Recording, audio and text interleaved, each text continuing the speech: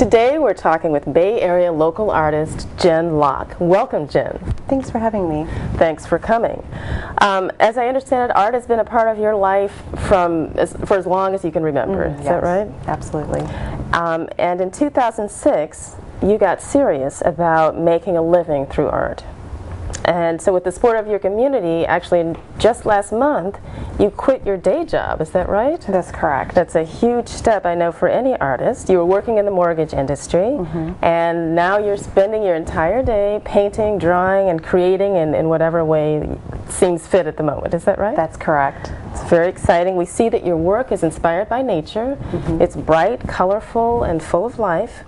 And also, in addition to creating art, you also teach workshops and creativity, and as well as just straight art classes. Yes. Wonderful. It's just so exciting to have you here. We're so grateful that you came. Your work is so beautiful. Can you talk to us a little bit about some of the pieces we have here? Yes. This one was inspired by, it's a willow tree, but I was looking up at it in the sun and was thinking, well, how neat would it be if the willows were gold? Oh, interesting. So that's your take on the willow tree. This kind of reminds me a little bit of some Van Gogh that I've seen. So I love Van Gogh. Very exciting. And I don't know if the camera can pick up the detail in the brushwork with the acrylic at the top, especially. It's very dynamic. With these are acrylic gels, and the brushwork is actually toothpick work. I get these textures with a toothpick. Oh, that's exciting. So it sounds really labor intensive, I guess. It is, and I have to be pretty quick with it. The gel's set up fast, so I have maybe 10-15 minutes before it turns hard. I do the whole piece at once so that it's even. I just go in with a plan. I usually start everything with watercolors, and then I work with just traditional acrylic, and then I move into the gels once I have what I want to do in mind, because I need to move quick. So what inspired you to create this painting?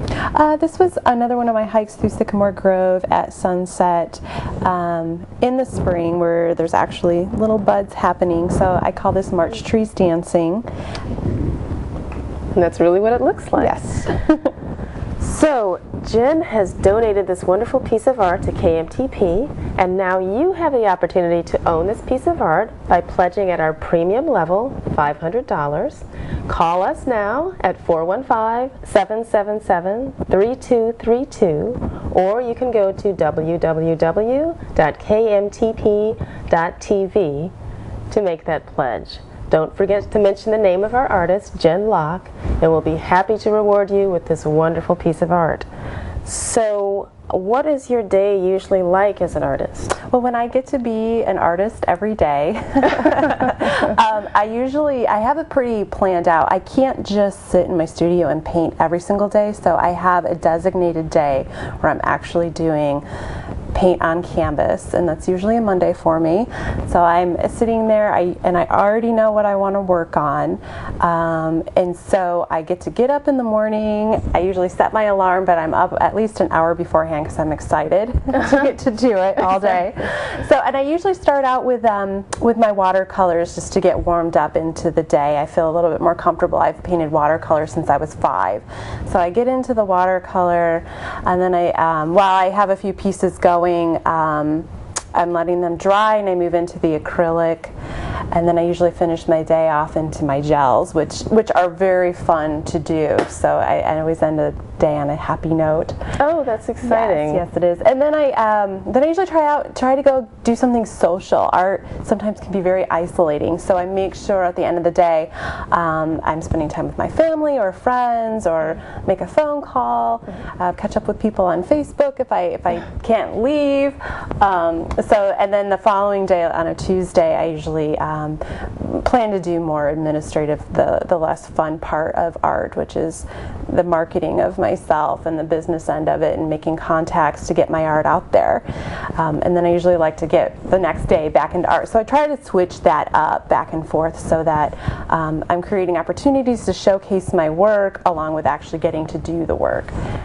So it sounds like you really have a balanced, I think maybe you coming from your business background. I've coming from the business background, and I've also been doing art part-time for a couple of years. So, and I just find it easier now to do the business end of it, now that I don't have to do business all day. Right, Because I would work all day at the day job, and then I'd fit in time to do my art, and, Right, exactly. and then you have to have time for your friends and family, and it just seemed like I never had enough time. So I'm giving, financially I can do this for a year. I'm planning on teaching regularly in the fall and having regular students, along with selling my work. I just want to remind you, you yourself can own this beautiful piece of work from one of our wonderful local artists right here at Jen Locke. Just call us now at 415-777-3232 or go to www.kmtp.tv and pledge at the membership, the premium level of $500 to receive this wonderful work of art. Can you tell us about how you created it? Yes, actually, this is with acrylic gels, and I could actually show you quickly how I do it. Okay, wonderful. I always start with my base color on the back in regular acrylic and let it dry a little bit before I add the gel to it. So I just cover it with my gel, and then I get it evenly all over the canvas because I'm going to paint into this. It's a good, fun thing to do. I think it takes the pressure off. I know with me it did. I started to do this by accident with the material. I was trying to do something else, and I ended up doing this, and I had a happy accident, and I thought, wow, I'm going to experiment with this a little bit more. Well, as we know, some of the greatest works of art came about by accident, and science too. So. Exactly. So you're on the right on the right path. Right. So then I get my base on there. So I'm going to throw some more yellow in for the sky. And this is what material? This is acrylic. This is acrylic. Yep, this is acrylic, and my sky had a little bit of red in it, but this goes a long, long way. So I'm just going to do a dot.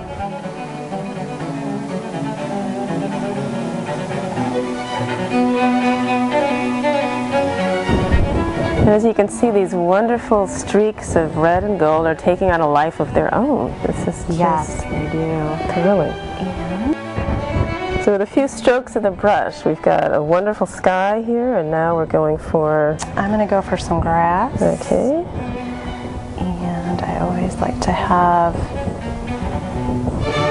just get a base going in there. I'm going to come back in with my brush, aka toothpick. Once I have my base color down in here. And this is a wonderful shimmery green gold. It's, again, it reminds you of Van Gogh a little bit, and it's just fascinating to think how artists create from one century to the next, and it's all just a process. Yeah, it would have been amazing to see what Van Gogh would have done with these gels like this. It really would have. It would have been fascinating. So then what I'm going to do is I have my color in there.